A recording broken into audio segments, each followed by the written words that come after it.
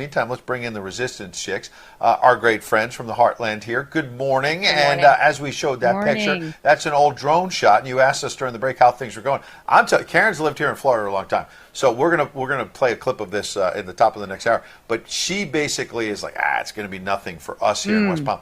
I'm new. I've got sand out on my balcony, even though it's on the fifth floor. You can never be too safe. I'm going to the grocery store. I'm getting water, toilet paper.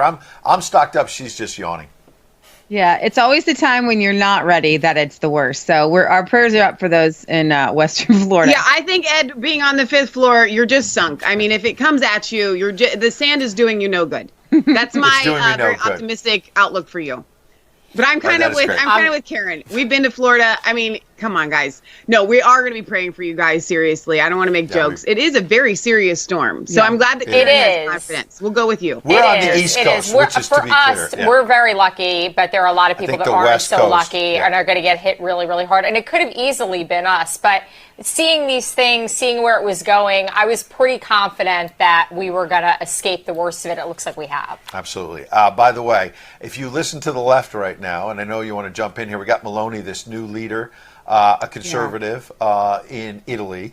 And if you listen to the left, we're going to play a clip from her in a minute. But I want to get your thoughts first, because if you listen to the left, she's a crazy fascist.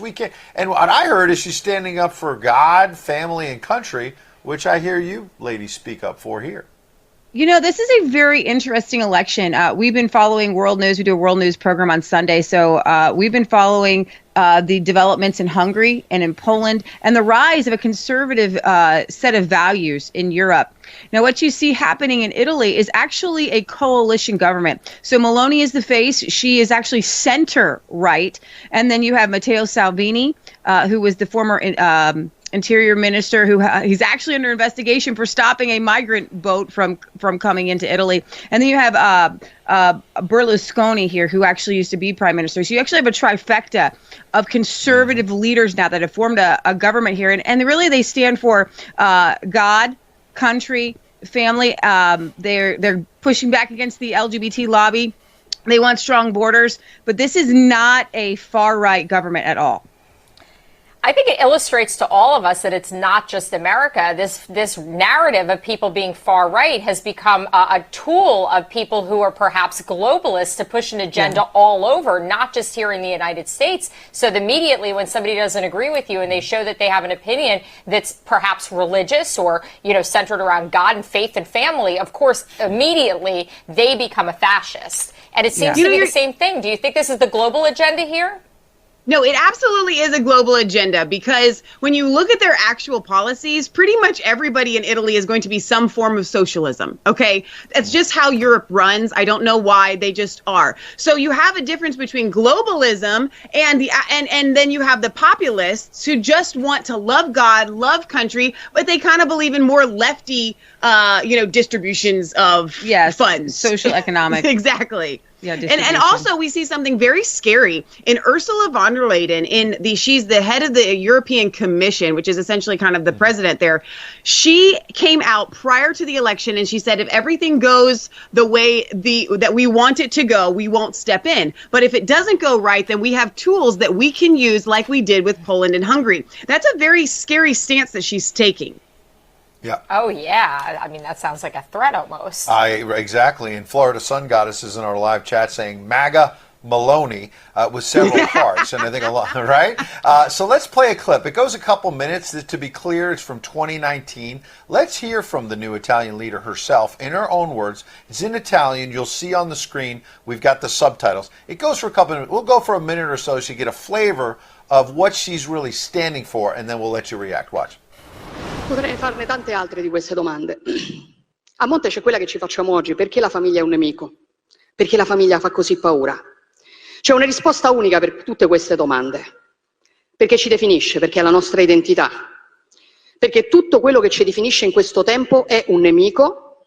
Per chi vorrebbe che non avessimo più un'identità e che fossimo solamente schiavi, consumatori perfetti. E allora è sotto attacco l'identità nazionale. È sotto attacco l'identità religiosa, è sotto attacco l'identità di genere, è sotto attacco l'identità familiare.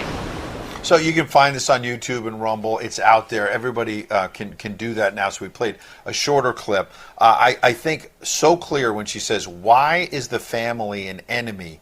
Because it gives us an identity. And these globalists that Karyn and you were talking about a moment ago, they don't want that identity with the family. They want it to be all anonymous. They want to be in charge. What do you think when you actually hear her in her own words? You know, when you see what's happening in Europe, in 2017, when Donald Trump became president, there was a mass of terrorist attacks. Mass immigration to Europe is tearing them apart. You see what's happening in Sweden. Yeah, especially in Italy and in Sweden. And it's something that you're not even allowed to talk about. Even on YouTube, you have to call Islam the religion that shall not be named. And Italians are fed up. There are rapes, there are muggings, there are crimes on a daily basis. And this trifecta of a party has drawn the line in the sand. And I think that's why they got they were voted in overwhelming numbers, because Italians are saying enough is enough. Somebody do something, please. And I love what Meloni is standing for, because actually, if you look worldwide, there's a rising sentiment of family, God, country. We want every nation. That's what Donald Trump stood for. Every nation should be great. America should be great. Yeah. And Italy should be Italy. And so I love that Meloni is standing for these values, because she really is representing the Italian people and doing it really well. It goes back to God and country in Italy, God and country in the United States. How simple is that? It's very, very simple. It's unbelievable that we're at a place. And it really, when people talk about the global agenda, we talk about the fact that they have no soul and they want to take religion and God out of the equation. Mm-hmm. You're right. Yeah. And how is that controversial? You stand up for God, family, country, and you're a fascist. That is upside down. Absolutely. Yeah. Final thought. You just played the clip from Hillary Clinton. Everybody is a Nazi. So they smear us, they lie about us. But the thing of it is the facts are on our side. God is on our side. They have their great reset. Those in Europe are waking up. They don't want the Great Reset. They want their families. Italy, Poland, Hungary have legitimate policies to encourage you to have families. So I just would encourage everybody out there to keep pushing forward, because we are winning, because the truth is on our side.